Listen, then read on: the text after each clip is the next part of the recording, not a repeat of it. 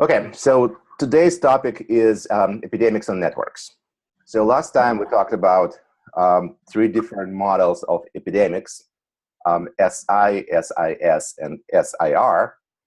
And today we get back to networks, and we'll look at how this type of epidemics exists and propagates, spreads on networks. And we'll see what difference networks will make. We'll then talk about a little bit about modeling.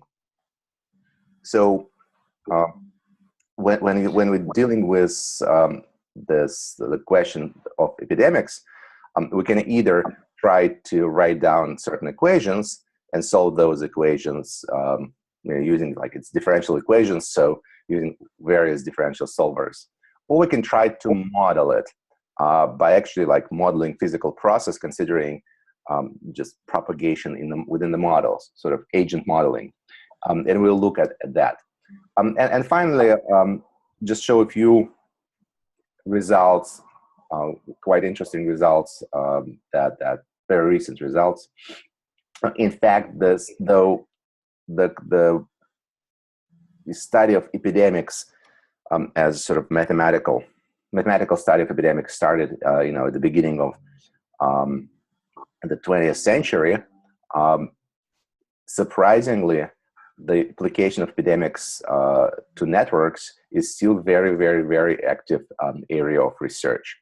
And there's been a lot of papers published within the last several years on how epidemics spreads on networks. Okay, so we'll jump into the model right away.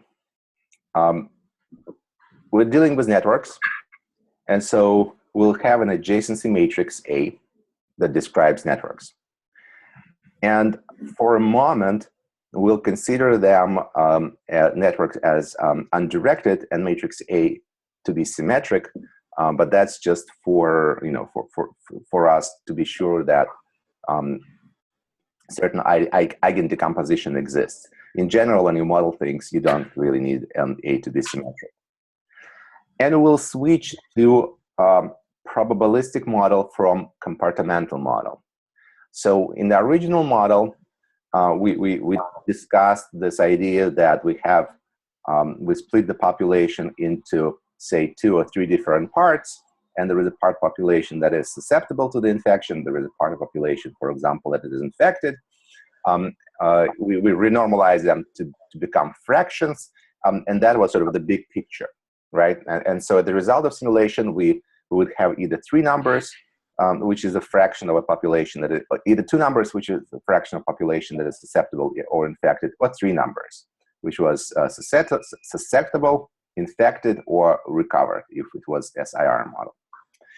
So today we're switching to much more detailed model, and we'll introduce variable per node. So now variables will carry an index I, which means it's for node I, and they'll describe the state of the node. And now S, X, and R, and I'll switch from infected from the letter I to the letter X, simply because we're using, traditionally I is used as an index, as a probability. So S, X, and R will be probabilities that the node I is infected or susceptible or recovered. And of course, node could be in one of those 3 states. And so these 3 numbers, S plus X plus R, will add up to 1, all the probabilities. So we'll also use the same notation for infection and recovery rate. And it's sort of obvious that in this case, when we deal with epidemics on networks, what's interesting is when there is a connected component. So if network consists of a bunch of the connected components, and say there is an infected node, say in this component, it's obvious that doesn't matter what process we consider SI, SIR, or whatever, infection will not spread beyond that component. So we won't consider sort of jumping infection from one component to another. At the same time, I want to remind you that in all real world networks, there is always sort of a gigantic connected component where most of the nodes are, right? Okay, so I'm assuming that the infection stays within the connected component. That's sort of an introduction to the model. And the mechanism that we're going to consider, there are really two processes that happens. So one process is infection, right? And so let's say we have 3 infected nodes here. And the question is, okay, can we estimate the probability that in the unit time delta t, the central node get infected? Well, for the central node to get infected, first of all, the central node has to be susceptible, right? If it's either already infected or in the removed state, you cannot infect it anymore. So the node has to be in this susceptible state. And when I say and means, you need to multiply, right? Because we're dealing with probabilities. So the node S has to be radius, so it has to be susceptible, and you need to multiply it by the probability that it's get infected. Now, if we just try to calculate sort of straightforwardly the probability of infection, what we need to do is to say, okay, well, the central node can get infected either from this node, or from this node, or get infected from, get infection from both of those nodes, or maybe from all 3 of those, or for 2 of these nodes. So just go through all the possibilities.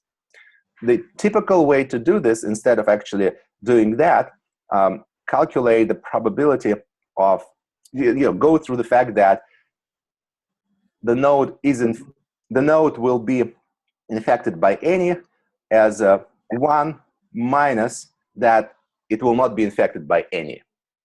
Right, so this usual trick of replacing this various combination by 1 minus complementary event. Okay, and so what's written here is the following: beta xj is a probability that infection goes from node j to node I during the time delta t, right? So 1 minus that is a probability that infection doesn't go there. We multiply this for every node that surrounds that is infected, and so it says that infection doesn't go neither from the first node, nor the second, nor the third node, and why not 1 minus it means it gets infected. All right, so that's, again, this is a very traditional trick of how to do these things. And then we'll say, okay, the probabilities are small, and we'll consider this product. We'll just sort of open up, we multiply all those things through, and you can easily see that ones will cancel out. If we open up this multiplication, multiply it through, 1 will cancel out, and we'll take first order. We'll preserve only the first order in beta. And so that's what we get.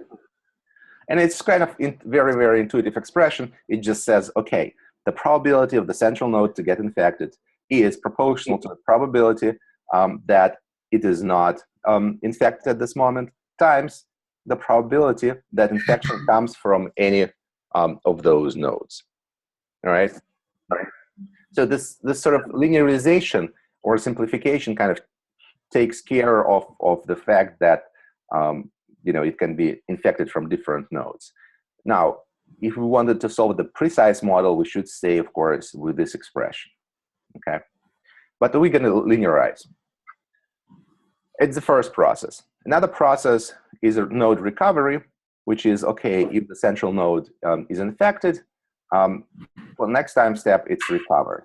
Well, this process does not depend on the infection on the neighbor nodes, and it's just proportional to the recovery rate times the probability xi that the node is infected, times delta t, because recovery rate or infection rate is per unit time.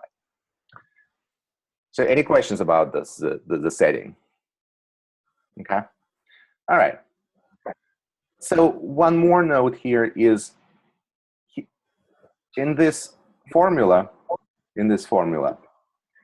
we're doing summation of the nearest neighbors. The sum of the nearest neighbors you can actually replace by the sum over by the sum over all nodes in the matrix, in the graph, but also adding Aij, because Aij as adjacency matrix will be, of course, 0 everywhere except for the connections to the nearest node. Okay, so that's sort of the other thing we're going to do. All right. So as we did before, we'll just go over these 3 models. We'll spend a lot of time on this SI model, just to go through all the mathematics, and then we'll use it for SIS and SIR model. So, as I said, SI and XI are probabilities, so they sum up to 1. And in SI model, if you remember, there is really sort of one-way process, one-way street. Nodes can get infected. That's pretty much all that happens. And so the probability that the node at time t plus delta t is infected is equal to the probability of, it is infected at the previous moment of time, plus the probability that it gets infected from the neighbors. And that's what it says, right? So the probability that it was not infected and times the probability that the neighbor was infected and they're connected. Of course, the same way as we did with non-network model, this equation can be immediately written as a differential equation, right? So we just take this this expression, move this on the left-hand side, divide by delta t, and get our differential equation. Together with the normalization equation, xi plus si equal to 1, we got a simple system. So what we're going to do is we're going to express si from the second equation and substitute it up there. And we get differential equation. So we're going to work with this equation. How is this equation different from what we did last time? So what do you see as a difference? Do you remember? We'll look at this type of equation last time when we deal with compartmental model or infections without network. So what's different?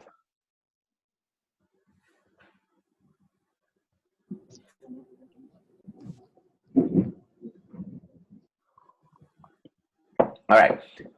Did we have the matrix there?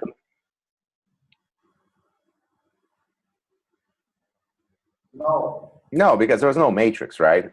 It was compartmental model. So the only difference is this matrix. If you take this equation and replace, get rid of i's, which means get rid of per node computations and get rid of this sort of summation of a matrix, that pretty much the equation we dealt with last time.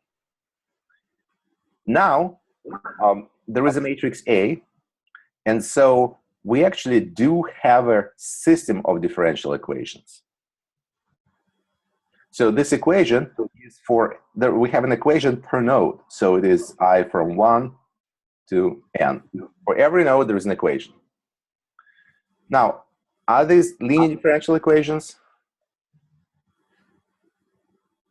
No. Okay, why not? You have xi multiplied before the sum. Right, so we have xi's in both cases. We can simplify it, and okay. So in general, to solve it, we just need to take it and solve it, right? And that's one of the things you will most likely will do in one of your projects.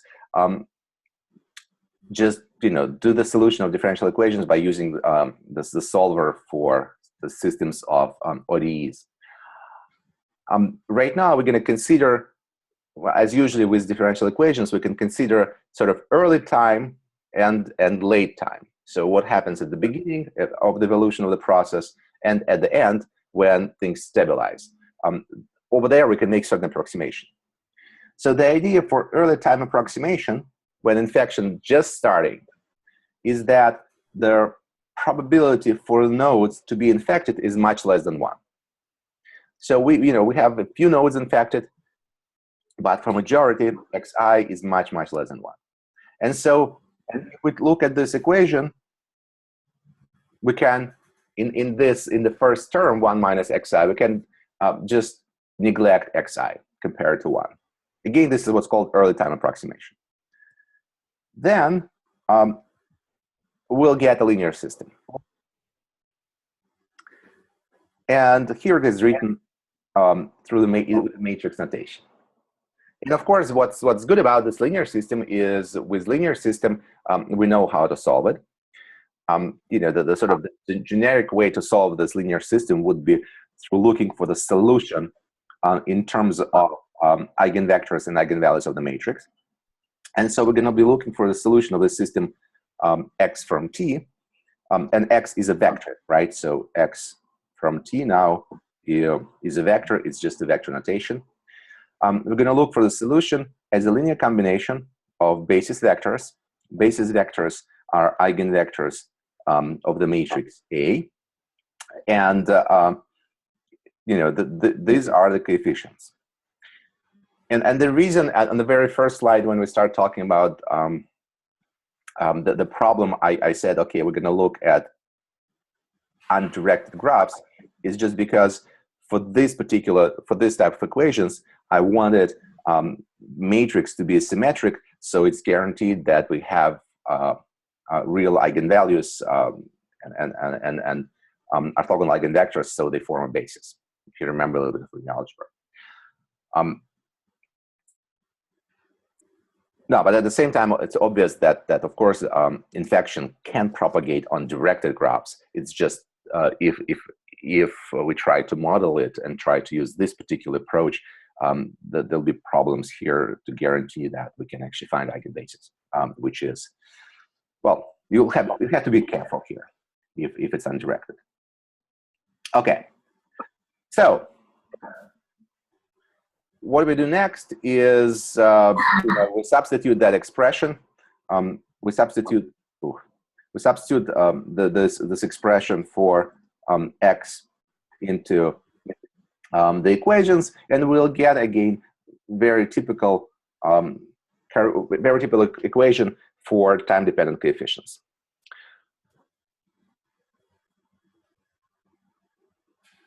All right, I would guess that many of you have done that before in differential equation course. Have you guys done this? Yeah. Okay. So it's actually easier to do yourself than just to follow the slides. But the point I'm trying to make is the following. So when you have this equation, and this is now equation, this equation is per node. So the index,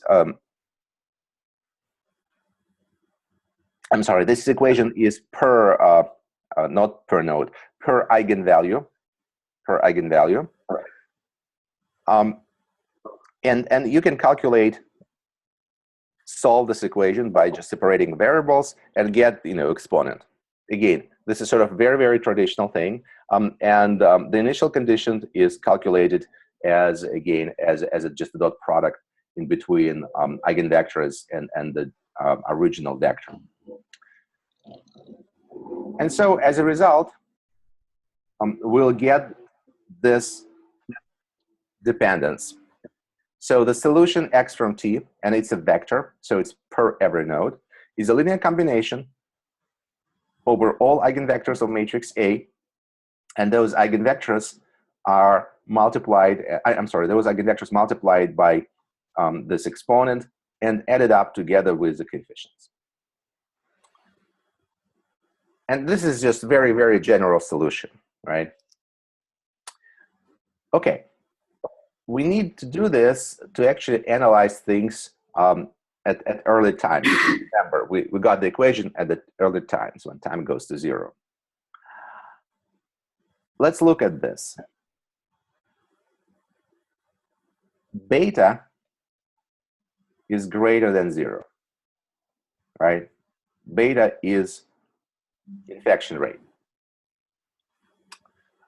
So lambdas for us can be different. If lambdas were negative, those numbers will decrease. There are positive numbers in here. There are positive lambdas in here. And if we look at the sum, which of the terms of the sum, so we're looking at the pretty much e to the power lambda 1 beta t plus, well, you know, there is a, etc. Then e lambda a to lambda 2. So which out of these terms will be dominating at time goes to 0? So which one?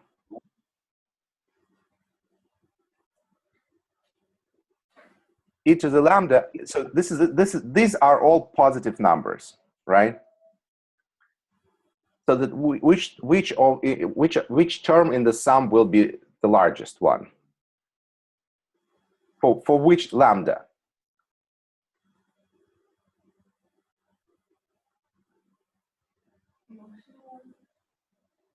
Just speak it up. It's of course for the lambda that is the largest. Because again, you have a linear combination of positive numbers, right? Positive factors.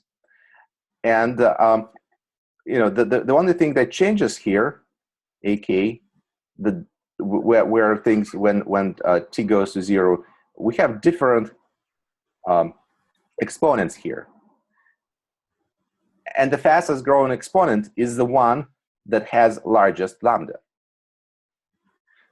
And so again, since we're just doing approximation, we're going to look at lambda 1, which is the maximum lambda.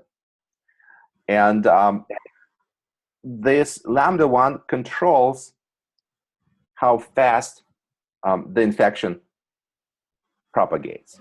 So the growth rate of infection depends on lambda 1.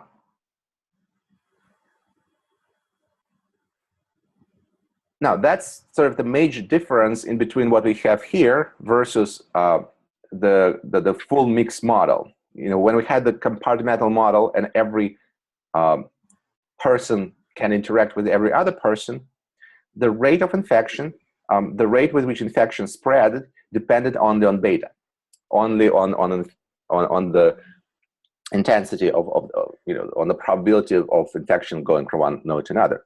Here, it really depends on the structure of the graph, because lambda is an eigenvalue, right? It actually encodes the structure of the network. So that's how network comes into here.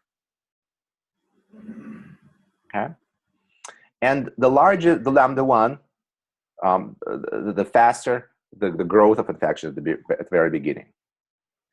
Now, the other story is that, of course, x from t, which is a vector, this is a probability of things to be infected. It depends strongly also on the first eigenvector. Now, that's another kind of interesting sort of observation. If we have undirected graph, and let's say we consider random walk on undirected graph. Remember, the values of the probability of random walk being on some node, what is it proportional to? If we consider just a random walk, pure random walk on undirected graph.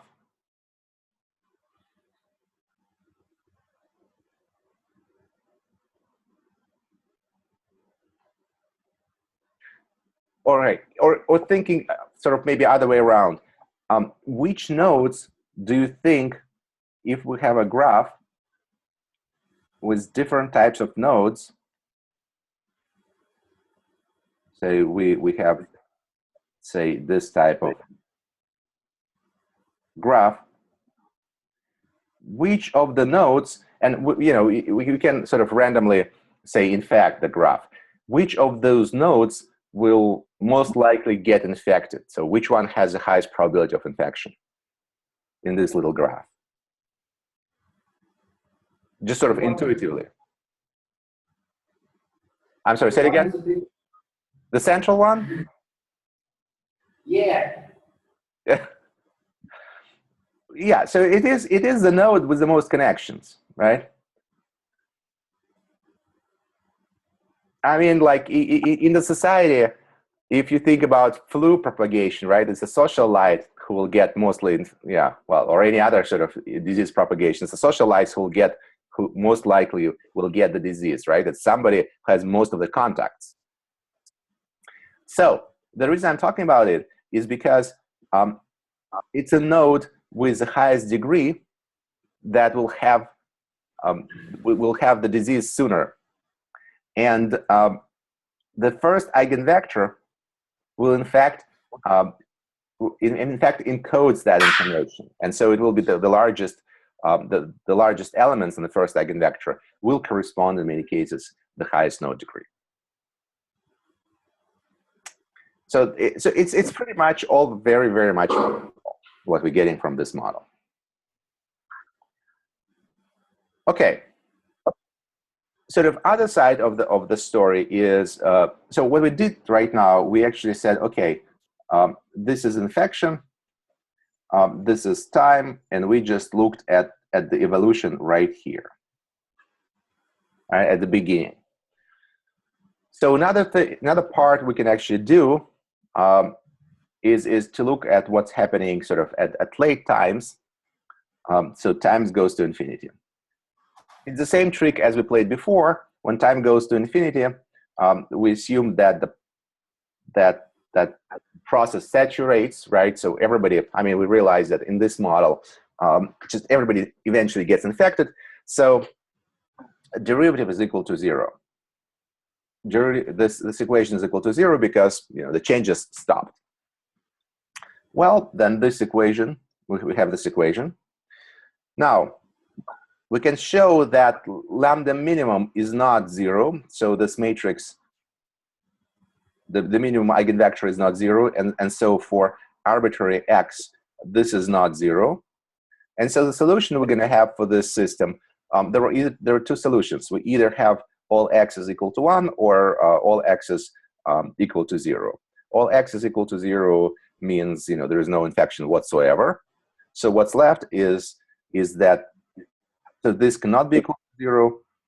What's left is this thing has to be equal to 0, which means everybody's got infected. So this is sort of obvious conclusion. And so what we said is, okay, here it's saturated. The only thing we cannot predict is what's happening in between, how things evolves. Plus, again, these are equations written per node, and so every node will have a little slightly different evolution curve. And here they are, right? So these are very, very sort of typical and very much similar to what we saw and what we did for regular SI model. Now, different curves here corresponds to different values of k. So this curve, the curves we see here is one curve per node. So this is per node with k1. Say this is, I don't know, k2. This is k3. K meaning node degrees. So by looking at this picture and sort of following our discussion, which of the nodes, say k1, k2, or k3, has a higher node degree? K3. K3, right. So what happens is, again, the nodes with a higher node degree getting infected faster. Okay, with sort of everything being equal. So compared to a regular compartmental model, where we had just one curve for the infection, and we also draw a curve for the number of susceptible nodes, which was 1 minus number of infected nodes. Here we have a picture per node, literally, right? So we have an equation, we have a system of equations of n equations, and we solve and we get n curves. All right, any questions?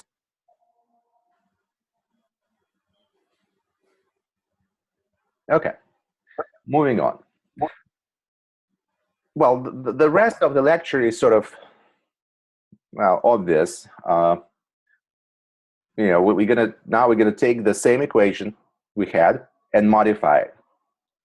So this is the part we already looked at, which is infection minus recovery. So now we're going to talk about SIS model. So there are three types. There are two types of states. The node can be in susceptible mode. It can be in infected mode, and then it can come back to susceptible. And so we can have this sort of the infection can actually persist for quite a long time. And the system that describes it is given here. So the only difference with the previous slide is this term that says, okay, the node is infected at time.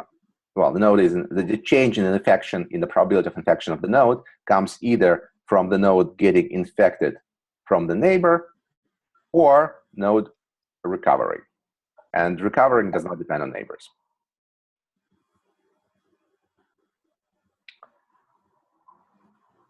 Okay. Now it gets a little more interesting. So we actually do the same type of approximation. We look at times going to 0, where infection is small, and so here in the sum we will be able to ignore this term. So we linearize differential equation, and so what we get. So the next step is just going over here and grouping together things, because we have here xi, and there is a sum. In order to put it under the sum, we can replace this by sum over j, delta ij, say xj, right? Delta ij is a Kronecker symbol. Delta ij times xj is just equal to xi, right? This whole thing is just xi. So again, little trick to put a sum around it, and so we can put this inside the summation. And we'll just rewrite this in the matrix format. Again, matrix A. Delta ij, the Kronecker delta, is really just a diagonal matrix, and on the diagonal it will have gamma over delta, and we push gamma over beta, and we push beta out also here. So we can actually write it as a differential equation the same way as we did before, but with a slightly different matrix. And so now, if we compare to SI model, in SI model, we only had a matrix A. Now we have matrix A minus this scaled diagonal. Well, it seems like a little difference, right? But this little difference has lots of consequences. And well, what are they? We again, take the matrix M. Now we're going to look for eigenvectors, eigenvalues of this matrix. Since matrix M and matrix A differ only by the diagonals, it will have the same set of eigenvectors. So it'll be the same as from matrix A. But what's interesting is that eigenvalues will be shifted. Now, again, just to remind, that was matrix A, and matrix M, we took the same matrix and we modified diagonal. We changed the diagonal by subtracting gamma over beta. And if you do that, the only thing that's going to happen is the eigenvectors, eigenvalues will change by that value. So we're just shifting eigenvalues. Again, it's trivial to show, just multiply through and write down eigenvalue equations. So exactly the same way as we did on SI, we can write the solution. And here's our linear combination, and we substitute things. And what we have here is quite interesting. Notice that right now, exponent got this linear combination. The exponent used to be just beta lambda t. Now it's not beta lambda, now it's beta lambda minus gamma. And this minus gamma came from just shifting from this shift. Okay, now this is the central part of the lecture. I mean, pretty much everything else is just around it. This is the central part. So looking at this, you can realize that depending on the values beta, lambda, and gamma, this difference can be either greater than 0 or less than 0. And if it's greater than 0, then the solution will grow with time.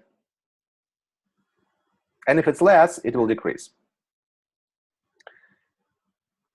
And so the change of the behavior happens when what we have here is equal to 0. So the critical point is when beta times lambda 1 is equal to gamma. It is lambda 1 because it has a major contribution. Lambda 1 is the largest eigenvector and eigenvalue, and it has the largest contribution to the solution, right? And that's why we're looking at it. And so if beta lambda 1 greater than gamma, well, we have a growth. And if it's less, we have a decay.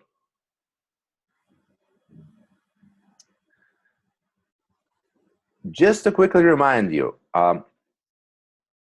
when we looked at the model last time, and we also looked at beta and gamma, what was the threshold for epidemics? We compared beta gamma to what?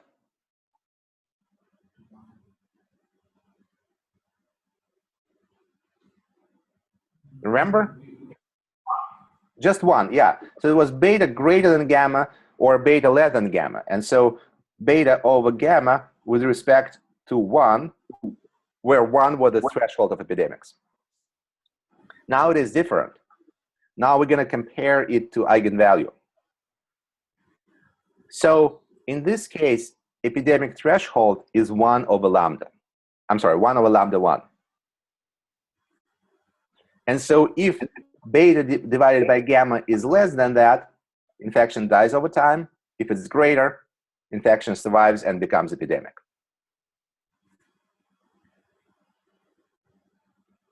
So again, now it is not about just beta to gamma. It is beta to gamma with respect to lambda 1. So it is beta divided by gamma comparing to 1 over lambda 1. So depending, now this lambda 1, it encodes structure of the graph.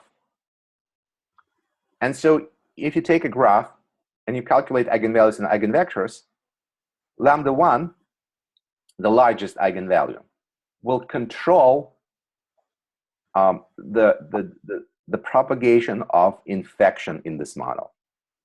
And so if lambda 1 is large, the barrier is very small. So the epidemic threshold is small if lambda 1 is large, right? So that's how the graph structure gets into the into the story.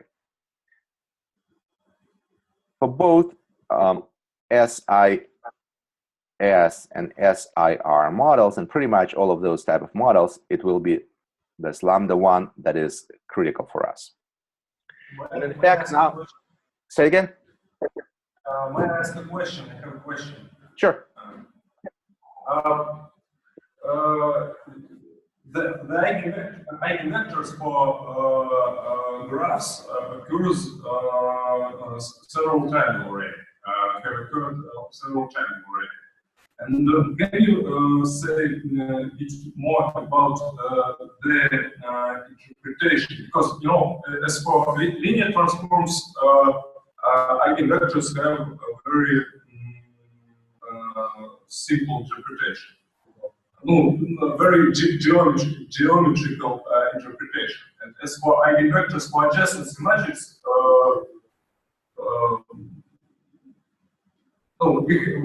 they occur in spectral partitioning, for example, and maybe there is some, you can say something about the interpretation. Is there something to say? Okay. So there are a couple. There are 2 points here. First of all, you're right that that eigenvectors, they do encode a lot about matrix. Now, one thing about the partitioning, like for example, spectral partitioning. Just a quick reminder. Over there, we looked at the eigenvalues and eigenvectors of Laplacian matrix, right?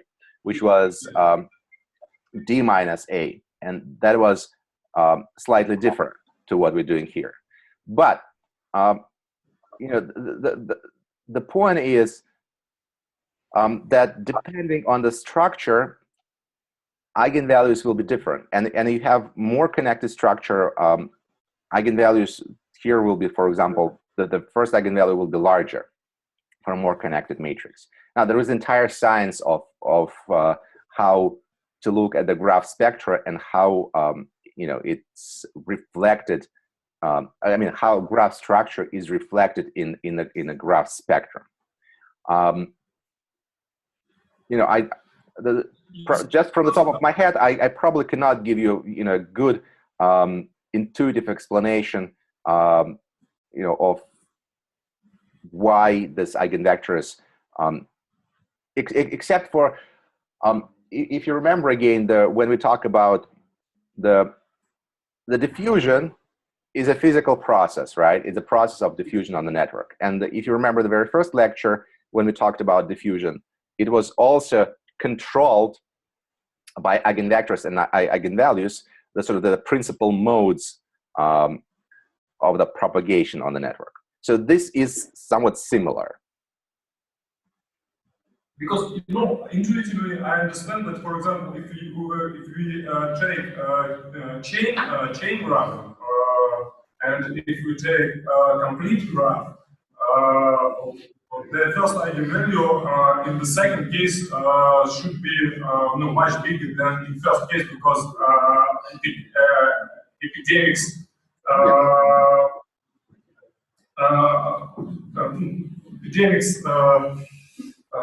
goes faster in the complete graph than in chain graph. Yeah, absolutely, and that will be the case. That will be the case. So eigenvalue. Sorry. Yeah, eigenvalue here will be larger, so this will be greater than in here. So lambda 1 for this graph, for this completely connected graph, will be larger than for this graph. And in fact, for both cases, you can actually calculate them explicitly. I actually recommend, this is actually a good point. You can try this, you know, just build a small graph like that. Okay, first of all, for this structure, you can actually calculate it by hand, but you can also build just a small graphs like that in network X and actually calculate them and see, compare those eigenvalues. But again, the point here is that the eigenvalues, they do depend on the structure of the graph. I mean, and of course the structure of the matrix. All right, any other questions here? So I guess, again, this is the central point of the lecture. The point that when we have an infection on a graph, the epidemic threshold is 1 over lambda. It's not 1 anymore, it's 1 over lambda 1. It's 1 over lambda 1. Well, of course, you know, if we look at this model and we look at, say, times goes to infinity when xi becomes constant, now we can look at this derivative equated to 0. Again, we got this as an equation.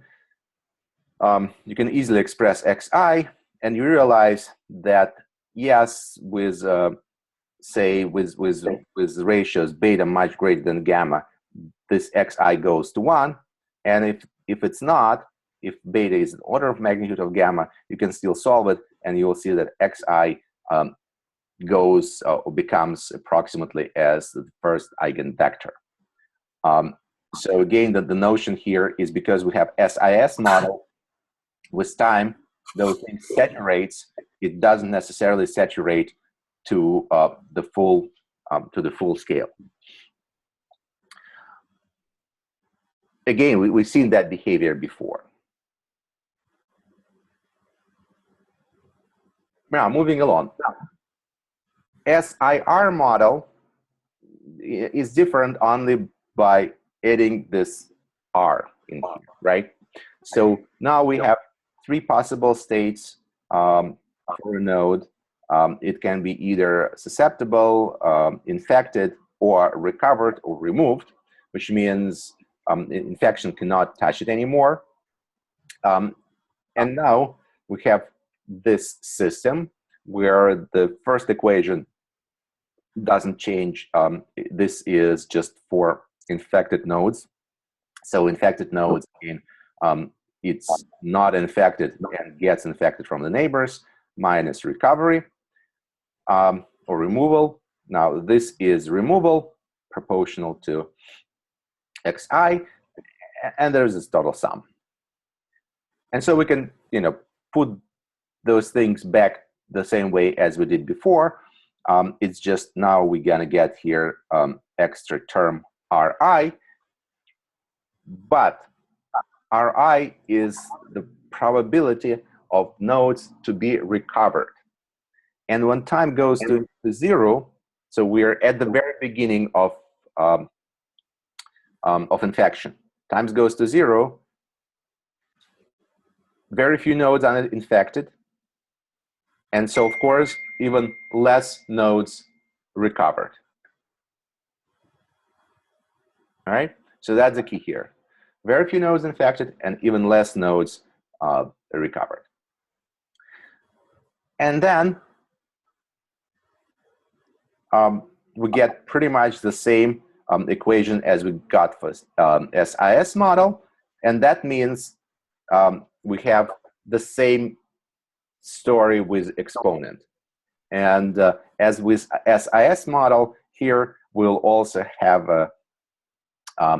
the critical exponent where beta times lambda 1 is equal to gamma, when we have solution either growing with time or decreasing with time.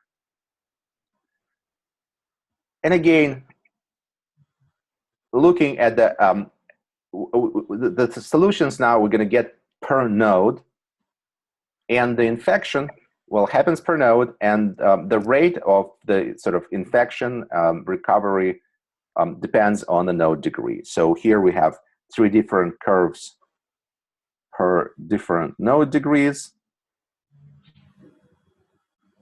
All right, that these are, again, these are recovered, these are infected, and these are susceptible. Now, we're talking about probabilities. So it's a probability that node gets infected, probability that node gets recovered, probability that node is susceptible as a function of time, right? So these are probabilities per node. And as we said before, it is, of course, nodes that with a higher node degree that getting higher probabilities and where infection goes faster. So this node degree, that's a high node degree where infection propagates faster. Okay. So any questions here? I guess. Why are we interested in this, on solutions when time goes to 0?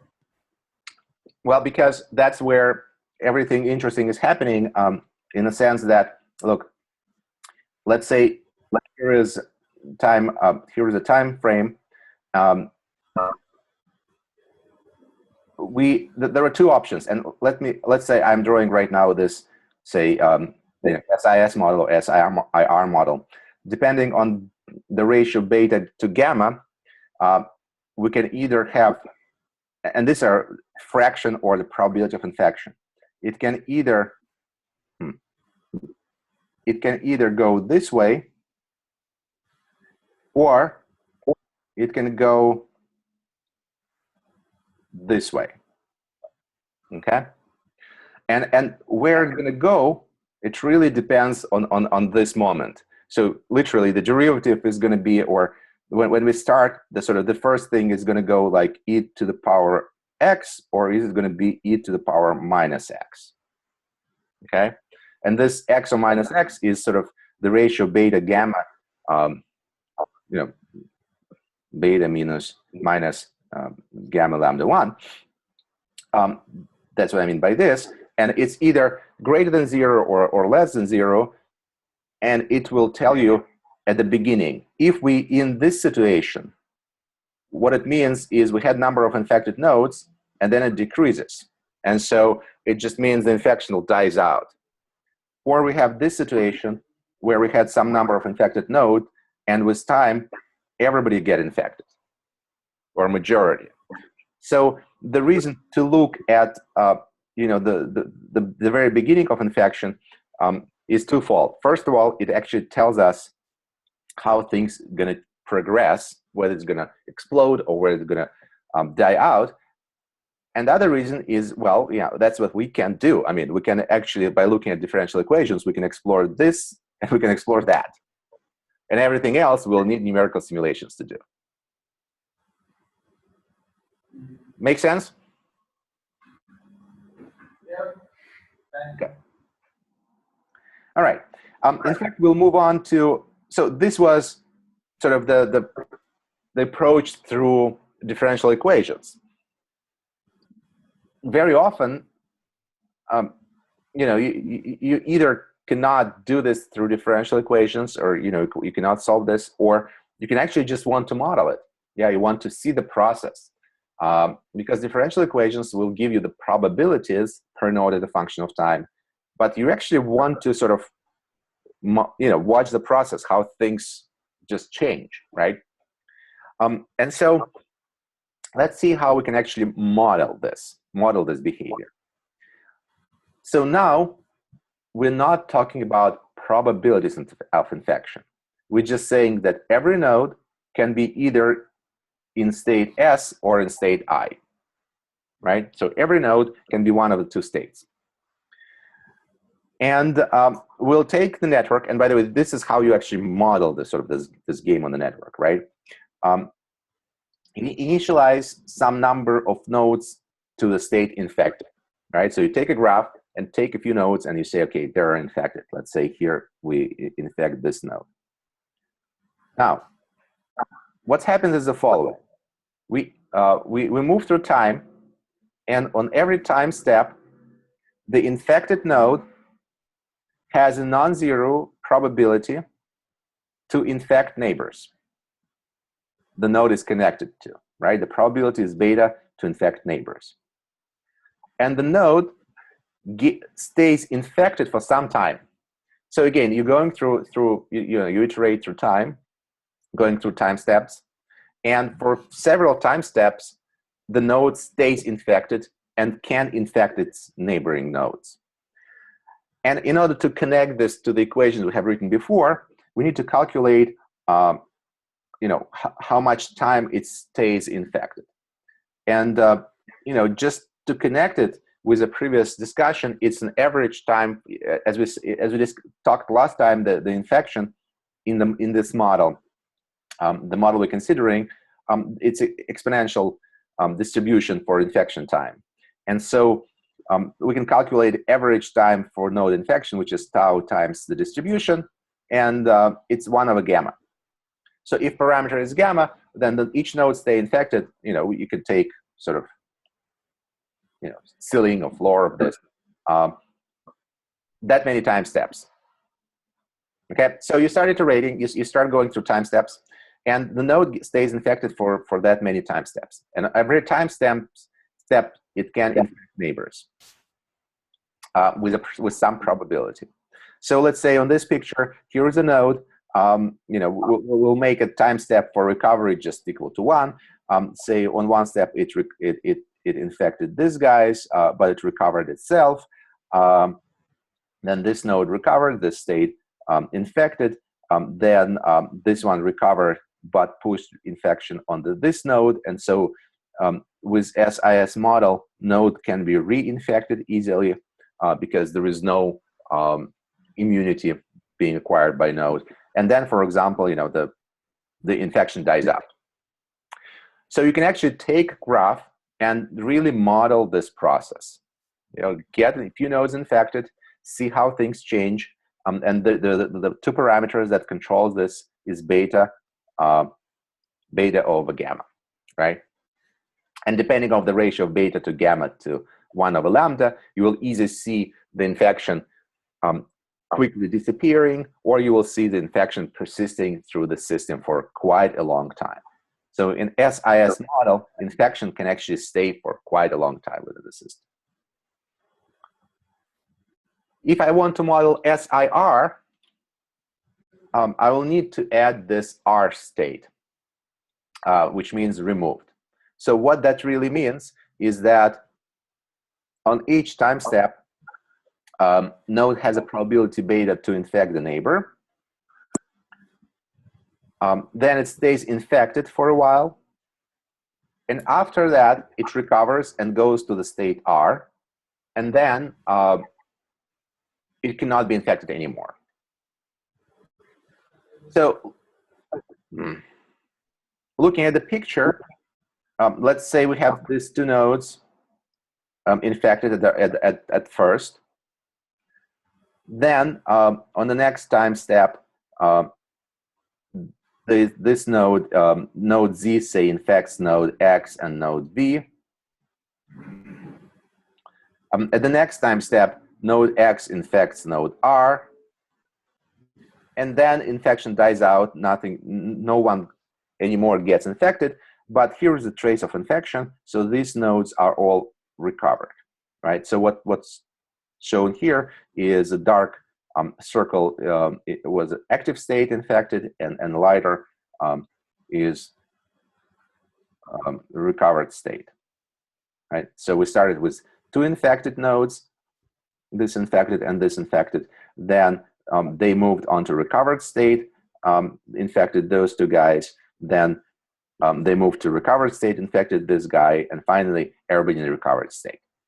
So here are the two parameters, which is the time node, the time it takes node to recover, to the time when the node is infectious, and then it goes to recovered state, and recovered state cannot be reinfected anymore. And so when infection dies out, you eventually have see this trace of nodes that has been infected, and there are some nodes that never got infection. So it is very similar. If you sort of calculate the total fraction of the infected and recovered nodes, you will see the same the same picture as we did before, with sort of recovery or removed nodes that goes pretty high, but not reaching 1 in terms of like the fraction of the all nodes in the system. So you can actually calculate how the fraction of the nodes that's being recovered changes with time. So this is just very sort of simple simulation, but it can provide amazingly interesting results. When you do simulation, because it's a random process, you have random parameters, right? So on every time step, you'll have to make a decision, or the system has to make a decision whether to infect neighboring node or not, right? And there is a probability beta involved. In order to simulate that, what you do is, you throw a random number and you compare, flip a coin as a probability beta infect the neighbor. So it's a stochastic process, which means, you start with the same nodes and you run it several times, you will get different infection patterns, right? And so we can get here sort of this light blue is sort of one infection pattern, and this is another run for the infection pattern, and this is another run. So eventually, if you want to compare this later on to the solution of differential equation, you have to average over all the runs. So this light blue dots is just the number of infected nodes in the particular run, right? So you spread infection once, you get this, you get this curve. You spread infection second time, you get this curve. You spread infection third time, you get this curve. All the times you start with the same number and the same infected nodes, original nodes. And so if everything is done right, your differential equation, the smooth curve of the differential equation and the curves you get from modeling, well, they should average to, the curves from modeling should average out to differential equation curve. Now, there is, I want to get back to the slide for a second. There is actually a very, very interesting observation for SIR model. If we are interested only in the final distribution of the infection, so we're interested only at late time, when infection sort of already done. So we're interested in this picture. We want to know what nodes eventually get infected. Okay? So we're interested in this picture. And we're not interested in this A, B, C sort of steps. So here is an interesting idea. The way the process proceeds is on every step we flip a coin, right? So we're, let's say here, this node can infect either node X or node V, or both of them. We flip a coin, and this edge sort of activates and propagates the infection, and this edge propagates the infection. But say this edge right here didn't propagate the infection, and so node T did not get infected.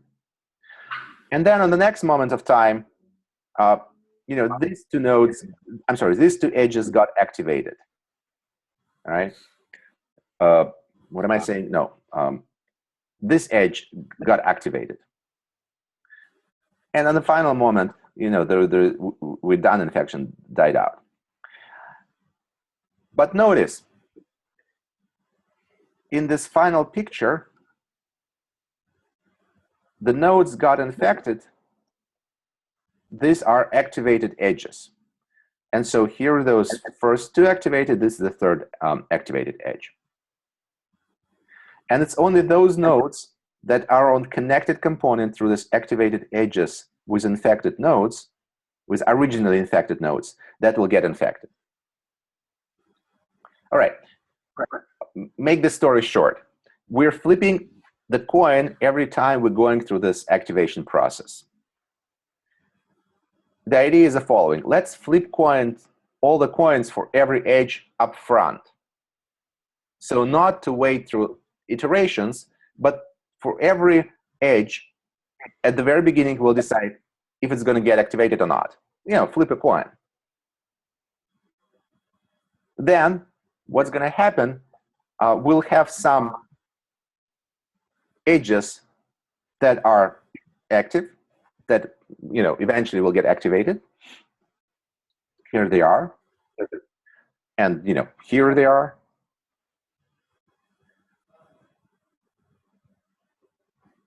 And then we can look and see, okay, if there is an infected node in that path of active edges, then all the nodes in that connected component eventually will get infected. So one more time, the idea is the following. Instead of actually tracing on every time step which edge gonna transmit the infection, we'll sort of pre-compute it. Where at the very beginning, for every edge, flip a coin and say, okay, this edge, in this run will participate eventually in transmission of infection or not. And if we do that, we'll get a bunch of connected components. And in fact, here, because of the directed edges, well, it's directed components. And then it's only those nodes that are through this connections connected to originally infected node that will eventually get infection. So we sort of skip the entire evolution process, and by modeling this at the very beginning, at the very first step, we'll just get the coverage. And it's actually called the percolation problem, or bond percolation problem. Make sense what we just did? Yes. Sorry, I have a question. Did you mean weakly connected components, or because the lower component isn't connected in the directed graph? This is actually okay. What I meant here in this case, if you notice, let me clean this up. Okay, this is here it is. So what we do here is, yeah, you're right. To be strict, this is not a strongly connected component, right? To be strict, what happens here is this is a connected component, but we need to make sure that there is a flow there is a path from this node to any other node in this component, right? So, for example, like you said, I didn't put this guy in because you could not get to it. Okay. Make sense? So what you do is you can think about it this way. If we're dealing with, so first of all, if we're dealing with undirected graph, it's no problem. If we're dealing with directed graph, flip edges, get connected components, and so here we get, it's called weakly connected component, right? If we speak the graph terminology, it's weakly connected, but then make sure that within that weakly connected component, there is a pathway from infected node. So which nodes are reachable from infected node within this weakly connected component? And in this case, it will be this node and this, this node and this node and this node. And the lower node too. Why not? Which one? Oh yeah, this one. But yes, this one too. But this one already was. So okay. Yeah, I see. It is reachable according to the structure of the graph, but it is not reachable according to active edges. Remember what I said at the very beginning. We take all the edges in the graph, and for every edge, we flip a coin. Well, it's biased coin because it gives you probability of, I see. It's the either. black ones, yeah. Say it again. The bold ones. Yes, yes, the bold ones. These are that got active. These are not. And so now we look for the connection for weakly connected among those that got active. Oh, thank you. Yeah, it's clear now. Okay, good. So this is actually a very simple way and very efficient way to find how far this SIR epidemics will spread. Okay, and so instead of just modeling time, step by step, and the corresponding terminology is called bond percolation problem. And if you think about this for a second, it should remind you a little bit about that random graph theory we talked about before, the Erdős-Rényi graphs, where we looked at the gigantic connected components and the connectivity in that random graph. And it's very similar because remember, in Erdős-Rényi graphs, what we were doing was just, okay, well, there are nodes and there is a probability that nodes are connected. Here we have a graph structure, the probability that the particular edge will actually be active. So it is sort of reciprocal problem to that one, and that's why in this case we'll also get this gigantic connected component. So this component there will be a one pretty big component, and the question would be eventually if the infected nodes are actually part of that component, and if the infection can spread in that component. But that's sort of both are percolation problems. In the case of Erdős-Rényi, it's side percolation. Here it's bond percolation. That's what it's called from physics. So moving on to networks, I hope I convinced you that this 1 over lambda 1 is a critical parameter, right? Is a threshold, epidemic threshold here, and different graphs will have different threshold, and it depends on the graph structure.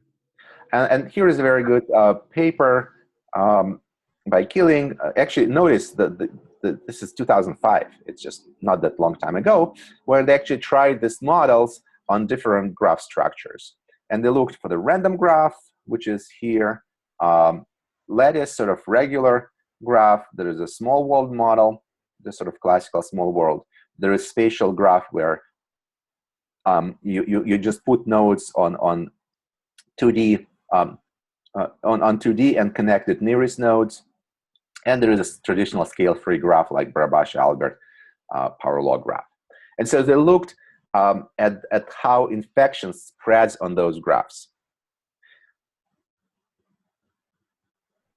The result, I have results on the next slide, but just by looking at this and sort of understanding now a little bit about the infection, where do you think we'll have the steepest, the fastest propagation of the infection, and on which graph we'll have the slowest propagation?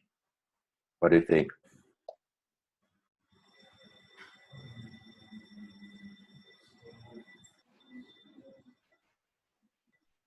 Just intuitively.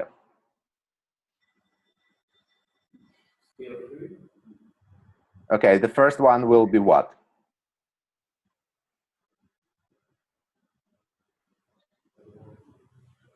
I need fastest and slowest, right? So which one will be, where infection will be the slowest one? Small world. Small world? Okay, you sure? No. The idea of small world, okay, the idea of small world is that you do have a very tight local connections, but you also have long range connections, right? So if you think about infection, it can easily propagate in your neighborhood, but also jump around.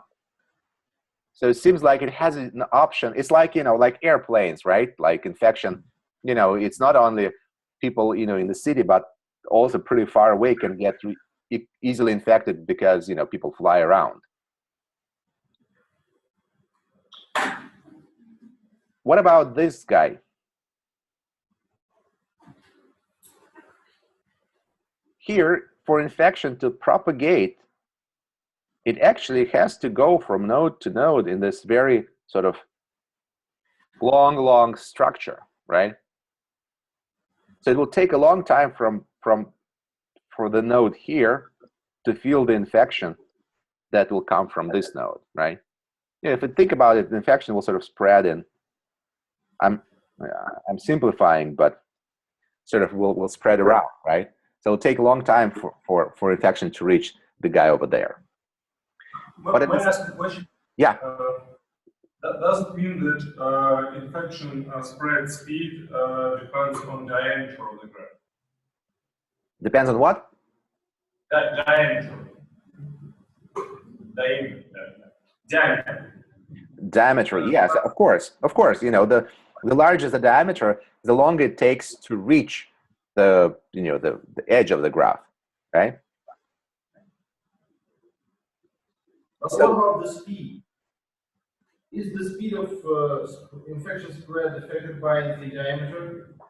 Seems like it's not. Yeah, well, there will be connection between the structure, which is a diameter, which is the lambda. So there was actually, in fact, gosh, I don't remember from the top of my head, but I believe there is a there is a connect. There are some estimates that allows you to bound the diameter with, depending on, I think, on lambdas.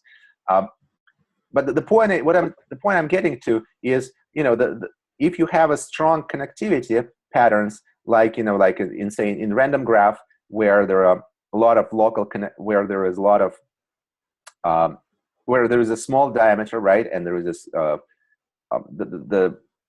diameter is actually like log n in this case, and a small world, and the scale free, it's also pretty small. It's these guys that has long diameter and long sort of pathways to infection. And this guys is not very clear, because it has a lot of triangulation, but to get from this end to this end, it will take a lot to travel. So remember, there are two really factors in this infection propagation. One factor is, you're right, it's to cover the graph. It's good for the graph to have small diameter, right? Because otherwise it takes forever to reach the boundaries of the graph. On the other hand, for infection to propagate successfully, we learned that if the node has high degree, it will be more likely infected, and since there is a probability to get infected, there is this beta per edge, right? If, for example, we get bunch of nodes here and bunch of nodes there, and there is just one edge that connects those two subgraphs, then very likely infection will not cross it, because again, no edge sort of get activated with some probability. And so if you have sort of local structure that has a lot of triangles, it really increases the probability of infection spread. And so you're looking for the structure where like lots of local structure, lots of local triangles, but at the same time there is a long distance structure, because it allows you to infection to jump from one edge of the graph to another edge. And so, for example, here. Here, though there is like local structure in terms of the squares, the diameter is very large. So my guess would be that this is very slow. This is slow, and this is probably also kind of slowish. Those guys that are long range connectivity, they're faster. But anyway, so here is a result. And yes, random is going quick. Scale free is going quick. Surprisingly, to me, the spatial graph is actually also going pretty quick. The infection, I thought it was going to be slower. And the regular lattice, yes, it's the slowest one. Small world, it's slow, but it's because you notice there was actually two pictures here. There's a sort of main thing, and then there is this little one. You can barely see it. That one is when you change the connectivity, when you actually make small world connected, get more long-range links. But the point is obvious. Again, if you have long-range connections, infection goes really fast. If you do not, it will do this.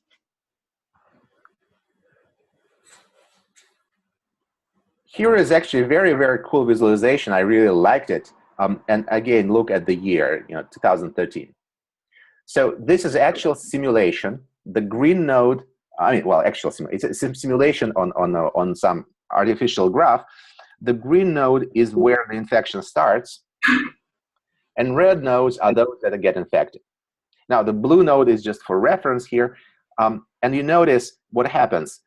It's sort of infection starts locally because of the triangulation, but then there is a lot of nodes getting lighted up at the different parts of the geometric part of the network. Well, simply because this network it has long-range connections, right? So it's only nodes that are connected can get infected, and then we get then we get a lot of infection here, and then eventually infection dies out. May I ask a question? Yeah. What type of graph is it? First graph. So this actually, okay. So these graphs, what they did is they took a geometric graph with a lot of triangulation. So they took a graph similar to this one, but they added long-range connections to it. So they built something like a small world with lots of local triangulation. And in their paper, and there is, I'll give you a reference, they actually experiment with different things. And in fact, what they tried to model, I believe they tried to model either flu or something else in Germany. But the point here is, geometrically speaking, you all of a sudden, because of the long-range connections, you start seeing infections all over the place. And again, think about it as, in real life, that there is a sort of you can definitely get infected, when you go to work, go to, to school, sort of local, but the infection will spread across Moscow because of subway, because people move around. So these are long connections. The second graph is actually very interesting. So what they said is this. Let's look at the distribution, at the spread of this infection from the point of view of this green node. So let's say you're a green node, and you're looking how infection spreads around you. Now, infection will spread probabilistically. So even if we have, say, let me draw it somewhere. Even if we have, let's say we have this triangle, and in real simulation, the infection from this node can follow, for example, it's a random process. So it can follow at first this node, follow this edge and get to this node, and then follow this edge to get to this node. At the same time, there is a shorter path, of course, direct path possible here, but because of its probabilistic process, it could go longer path. So what they did with this effective distance idea is they said, okay, cool. I mean, yes, in simulation, the infection can go, longer path, but still, if we actually calculate probabilities of the spread of infection, right, the highest probability, of course, will be for the infection to go through the shortest path here.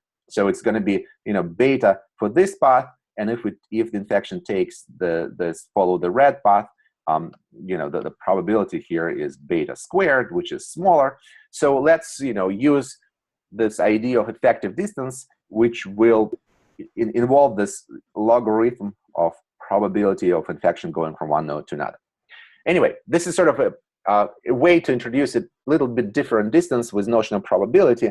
And then what they did is they built a tree centered on the node that is infected, and looked how the infection spreads on this tree. And the tree is based on this probability of the connectivity. So if there were no triangles, it would be just a tree starting from the infected node. The reason for doing this is because from the point of view of the central node, infection is just this sort of, waves of, this is the wave of infection, sort of the ring that spreads around you. And if you remember, I think in the previous lecture, we talked about the sort of the modeling of infection when it goes on the tree, and that's pretty much the sort of, it confirms how the things happens there. And the last picture is really saying, okay, well, now let's just center this whole tree not on the infected node, but on just sort of one of the nodes in the graph. And then this doesn't really make any sense. The infection just pops up around you. And then what they're saying is, if you are sort of the originally infected node, what happens around you makes total sense. It's the waves that goes away from you. But if you're just an observer in this world, okay, you see some people get infected, then some other people get infected, then people around you get infected. So there is sort of no obvious pattern. And the reason is because it's sort of the frame of reference is sort of shifted. The infection looks very simple from the point of view, from the reference point of the original infected person. Anyway, I really like these pictures, and I think I'll ask you guys when we give you an assignment for a project to do something similar to this, at least with respect to this type of visualization. And of course, for each of those steps, you can easily calculate, the probability of the nodes to be infected, the fraction of the nodes to be infected, et cetera, et cetera. But that's how infection spreads. Okay. Couple more thoughts. There is, in fact, very, very, very interesting phenomenon that does happen in networks. That has to do with, this is SIRS model. We haven't talked about it, but what do you think this model, what do you think this model do? So we talked about SIS, we talked about SIR. So this is SIRS. So what do you think, how things proceed in this model? Recovered could become suspected. Yeah, so it means really, so what we did in previously, we did either susceptible and then infected, and then again, immediately becomes susceptible, so it can get reinfected. So there was sort of, this is our original model. SIR meant that it is susceptible, then it gets infected, then it gets recovered or removed from the system. And SIRS, we really mean so it can get infected, then it gets infected, then it recovers for a while, then it gets back into the system. So it's sort of temporary immunity, right? So it can, for a while, you got an immunity, but after that, you can again get infected. And so what happens is a very interesting phenomenon in networks. This is a number of infected people. This is a function of time.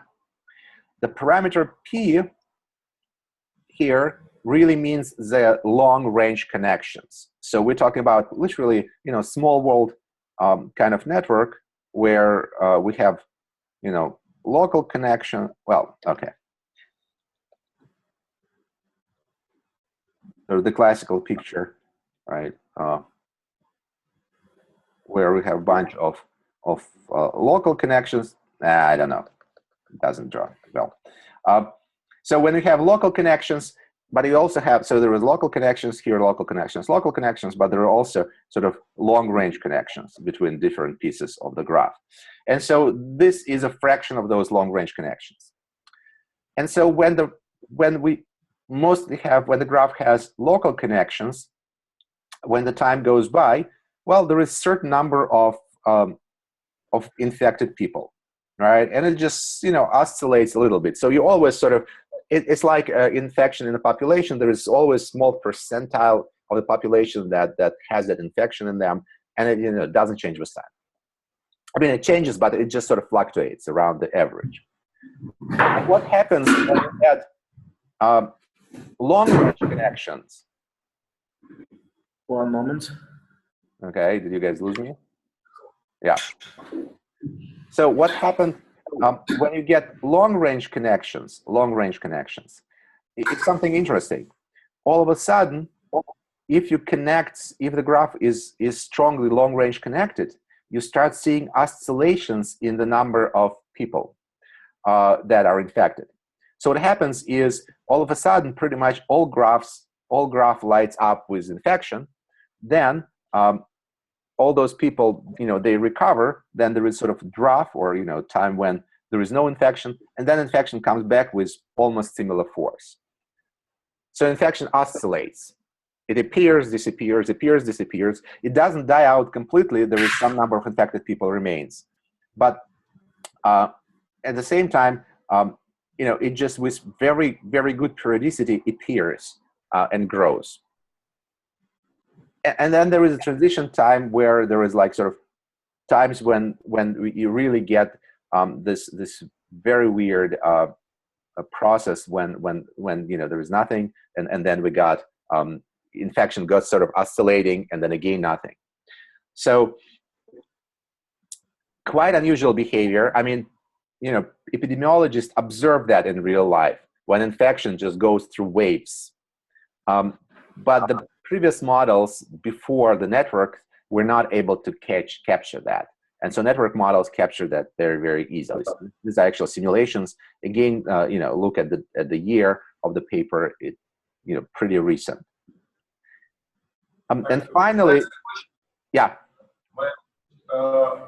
Yes. How do mean and variance of the people, the sick people, for example,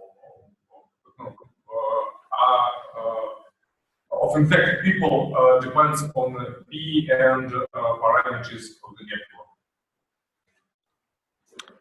Can you repeat your question? I'm sorry, I kind of. How the mean and variance of the people infected depend on P and parameters of the network? Right. Okay. Honestly, I don't know. You need to go to look up this paper. It's 2001, so it's available online. Okay. Yeah. So, but the point is, if the P is the sort of the probability of the long-range connections, and so the more long-range connections you have, right, the more oscillatory behavior you get. Okay. But you see, I see that the mean is also shifts. Like different for each case, but I don't understand why. What determines it? The structure of network. It depends on P, because the network the same in each case. Yes. No, network is actually, so it's the same type of network, but as P increases, we get more and more long-range connections. So if you think about, you can think about this as this type of network with, when you increase P, you get more and more of long-range connections, and that's what this P stands for. But again, the details you can look up in the paper, so it tells you. It will tell you. And the final slide for today is really, this is just before we talked about models, and here these guys are actually doing a lot of fascinating studies. Harvard guys. This is actually the spread of flu at Harvard College, and I guess I don't know how they collected the data. You could probably describe it more detailed in the paper, but this is a social network, and this is actual spread of flu, and there is a timeline here, dates when the measurements were taken, and the dark highlighted nodes are the infected people at that moment, and yellowish are their friends, close friends. And again, because college is not very large, so you can, but by asking people, you can actually get this sort of piece of the social network. It's not a complete social network. It's really sort of, the backbone, the tree, the shortest path connections. But you still can see how infection spreads. How, you know, there was a one dark dot and a couple yellow here. Now there are two dark dots here. There's infection growing, etc. And here we have like chains of infected people. So it's actually, you know, very curious to actually see in real life that, yes, you know, that's how we sort of expect the flu to spread. But it's actually very interesting to actually see this in the real data that's being collected. Okay, that's pretty much it for today. So we talked about epidemics and networks. Here are several references. I would say probably, you know, these two will cover a lot about what we talked about today. But it's still a very active research area, and so people keep publishing. So if you're interested, you know, look it up. You might see a lot of new results in there. So that's it. Any questions?